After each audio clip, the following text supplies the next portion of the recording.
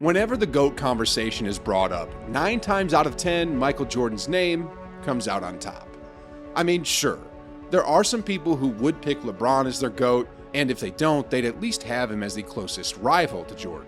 But what if I told you that perhaps another player in the league actually has a chance of dethroning MJ and pushing LeBron to number 3?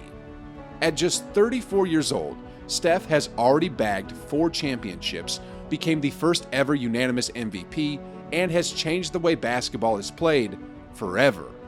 Let's look today and see where Steph already has MJ beat, vice versa, and what more needs to be done for someone to finally dethrone Michael Jordan as the greatest of all time. Okay guys, first off, let's talk about their overall efficiency. If we just look at the numbers, it's easy to conclude that Michael was the more efficient shooter. I mean, 49 is better than 47, and that's that. But, you see, this particular statistic is kinda misleading because it doesn't really show the big picture, and here's what I mean. Field goal percentage simply measures efficiency by dividing the number of made shots by the total number of shot attempts, meaning to say that this stat doesn't account for where on the court the shot was made. To truly gauge efficiency, a better way is to use the stat called effective field goal percentage. Now, this is a much better indicator since it properly weighs the value of a 3-point shot compared to the common 2-point basket, whereas the original field goal percentage only represents the same point value for every type of shot made, regardless of whether that shot came from within the arc or beyond the arc. In this criteria, we see that Steph beats Jordan by a wide margin, and this just shows that Steph is the much more efficient scorer. It's not even a debate. Anyway guys, since we're discussing their efficiency, here's another fact that no one ever talks about. In the 2015-16 season, Steph averaged 30.1 points while shooting 50.4% from the field, 45.4% from 3, and 90.8% from the stripe. And with this kind of stat line, he became a member of the prestigious 50-40-90 club. MJ, on the other hand, never made this club because, well, he just couldn't knock down threes, especially in the beginning of his career. If you look at the percentages, the man couldn't make a 3-point bucket to save his life. I mean, in his first 4 years in the league, he averaged just 16.3% from beyond the arc. Sheesh, Draymond Green would look like a knockdown shooter if he stood next to MJ during those years. Anyway, now it's important to note that Michael did almost make the prestigious club once, back in 1996, where his shooting splits were 49.5, 42.7, and 83.4. But the thing is, back in 1996, the NBA's three-point line was almost 2 feet shorter than it is currently, so it was practically just a long 2. After the NBA restored the line back to where it was, MJ's three-point efficiency plummeted again back to 23.8%. Anyway guys, here's another point that I wanted to make. Although MJ had significantly changed the NBA landscape, it wasn't as revolutionary as compared to what Steph did. I mean, without question, Jordan was one of, if not, the most athletic, lethal scorer in the NBA during his younger years. But even in saying that, MJ was swept twice by the Boston Celtics, and then for 3 straight years, by using the quote-unquote Jordan rules, the Detroit Pistons completely crushed the Bulls. And although Jordan finally overcame and swept them in 1991, a large part of that attributed to the fact that the Pistons were getting older and were injury-riddled. Meanwhile, with Steph, the other 29 teams have absolutely no clue whatsoever on how to defend or stop him, because it's the first time seeing someone who can shoot off the dribble with such insane efficiency while doing it at an unlimited range. And thus, there's been no proven formula on how to neutralize the baby-faced assassin. They can only hope he misses.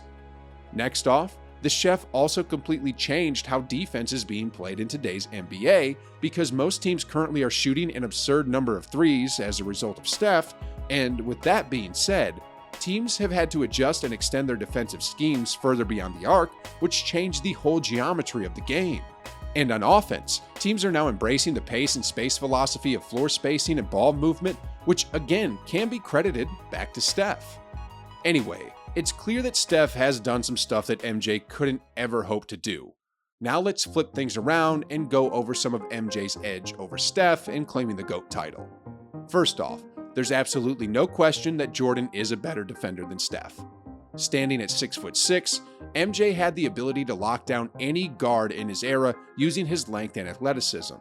I mean, Jordan was a former Defensive Player of the Year with 9 all-defensive selections under his name, and aside from this, MJ was also the steals leader 3 times as opposed to Steph, who only has 1.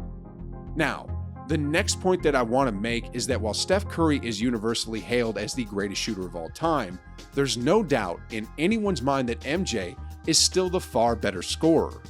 Averaging 30.1 points per game throughout his career, MJ is still the king of putting up points on the board, while Steph still has a lot of catching up to do, lagging behind in the 19th spot in the all-time list of NBA's greatest scorers. To further compound onto this, MJ has also bagged 10 scoring titles, while Steph has only got 2. Now, since we brought up MJ's hardware, let's now compare Steph's trophy case to see if it's at least on par with Michael's. If we take a look at this graphic right here, you'll notice that Jordan dominates the chef in terms of individual accolades. I mean, Jordan's got 3 more regular season MVPs than Steph, 5 more finals MVPs, 6 more All-Star appearances, and lastly, MJ got 2 more rings over Steph. Now, after all these arguments have been presented, let's now put this one to bed by tallying up everything. When it comes to who was the more efficient player, this would have to go to Steph. When it comes to who was the better bucket getter, this would go to MJ. When it comes to who was the better offensive player, I'd say this will go to Steph as well. I mean, teams knew how to stop MJ, as was clear by his 2 sweeps by Boston and losing to the same Detroit team 3 years in a row. But as for Steph, he's never lost a series in 5 games or less. Anyways, moving on here, when it comes to who was the better defensive player, this will automatically go to Jordan. So, as of right now, it's close to being a tie. I mean, some of y'all might still have Jordan up ahead, but it's not by much. Now, the last thing we have to compare are hardwares, and for the sake of simplicity, I'll just use championships here. MJ still has 2 more championships than Curry, so that'll end the debate currently with MJ still being the GOAT over Steph.